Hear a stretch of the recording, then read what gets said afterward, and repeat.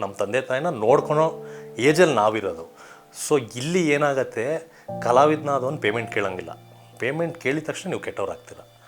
ನೀವು ನಿಮಗೆ ಲೈಫ್ ಕೊಡ್ತಿದ್ದೀನಮ್ಮ, ನೀನು ಸಿನಿಮಾ ಮಾಡಬೇಕು ಅನ್ನೋದು ಇಲ್ಲಿ ಒಂದು ಮೆಂಟ್ಯಾಲಿಟಿ ಇದೆ. ಅಂದರೆ ನಾನು ಇದೆಲ್ಲ ಪ್ರೊಡ್ಯೂಸರ್ಸ್ಗೂ ಹೇಳ್ತಿಲ್ಲ, ತುಂಬ ಆಗತ್ತೆ. ಇದೆಲ್ಲ ನಾವು ಫೇಸ್ ಮಾಡಿರೋದು.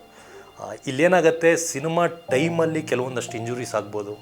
ಆ ಸಿನಿಮಾಗೋಸ್ಕರನೇ ಮಾಡಿರ್ತೀವಿ, ಆ ಸಿನಿಮಾದಲ್ಲೇ ಆಗಿರುತ್ತೆ, ಆ ಸೆಟ್ಟಲ್ಲೇ ಆಗಿರುತ್ತೆ. ಸೊ ಯಾವತ್ತು ನಿಮ್ಗೆ ಇಂಜುರಿ ಆಗುತ್ತೆ, ಯಾವತ್ತು ನಿಮ್ಗೆ ಏನಾಗುತ್ತೆ, ಅವತ್ತಿಂದ ಒಂದು 8 to 9 months ಫೋನೇ ಮಾಡಲ್ಲ ಯಾರು. ಸಿನಿಮಾ ಟೀಮಿನ ಪ್ರೊಡ್ಯೂಸರ್ ಮಾಡಲ್ಲ, ಡೈರೆಕ್ಟ್ರು ಮಾಡಲ್ಲ, ಯಾರೂ ಕಾಲ್ ಮಾಡಲ್ಲ.